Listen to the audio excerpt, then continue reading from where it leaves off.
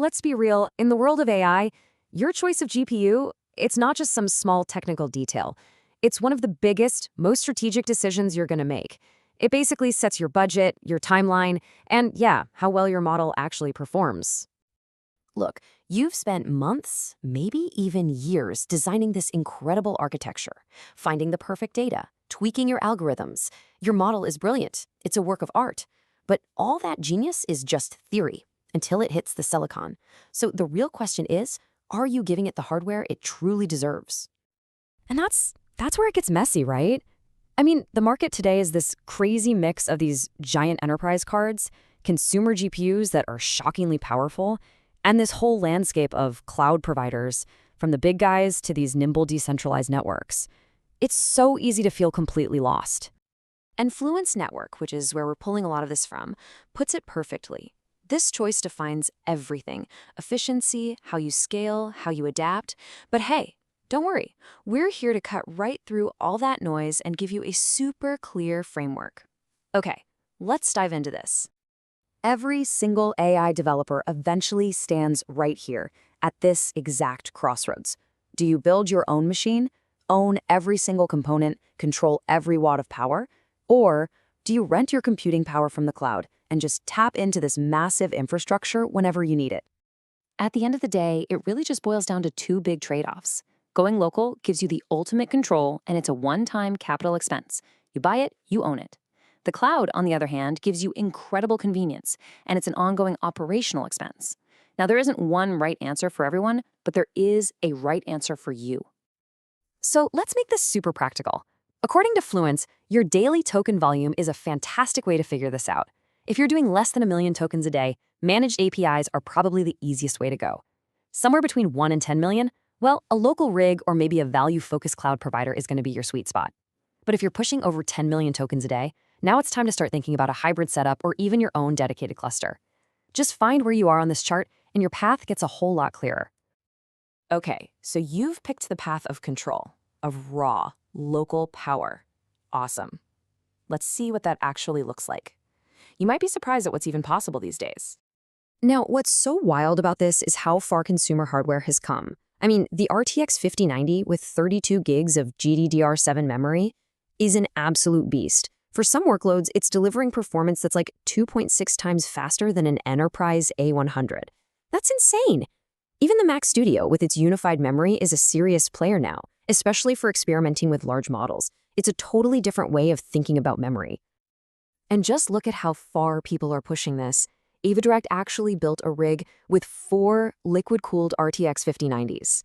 This just goes to show you, when you build local, the only real limit is your ambition.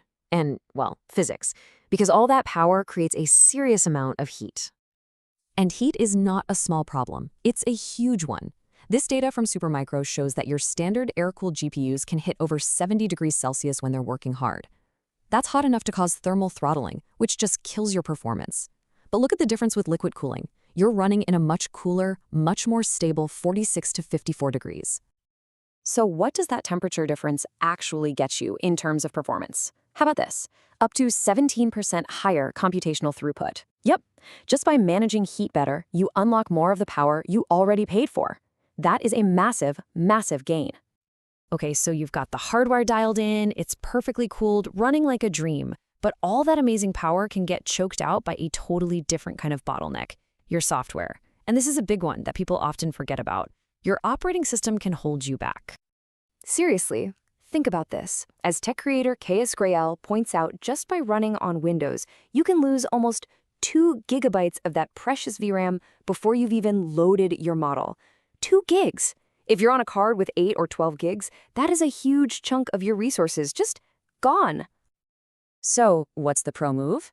It's a dedicated Linux environment. A setup with Ubuntu, the latest CUDA toolkit, and using containers with Docker. That gives your models direct, low-latency access to the GPU's memory. It's just cleaner, it's way more efficient, and it's exactly how the pros do it on production-grade AI servers. But what if you hear all that about managing hardware and operating systems and you think, no thank you. I get it. That brings us to our second path, renting your power from the cloud, where convenience and scale are king. Now, the cloud isn't just one thing. Think of it more like a marketplace with three main tiers. First, you've got the hyperscalers, your AWS, your Google. They're reliable, they're compliant, but they're pricey. Perfect for big enterprises. Then you've got the specialized clouds, like RunPod. These are great for startups that just need speed and affordability to do R&D.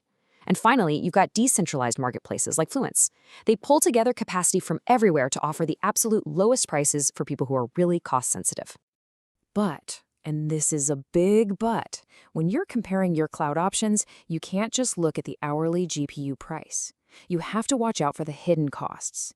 Data transfer fees, what they call egress, on the hyperscalers can be absolutely brutal.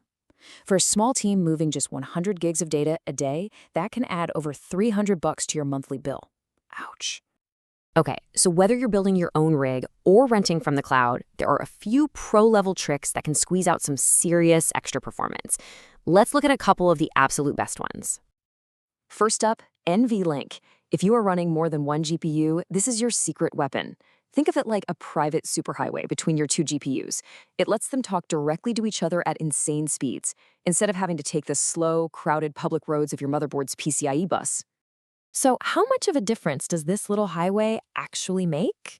Well, in one experiment documented on Reddit, using a common technique for training huge models, NVLink resulted in a staggering 40% reduction in training time.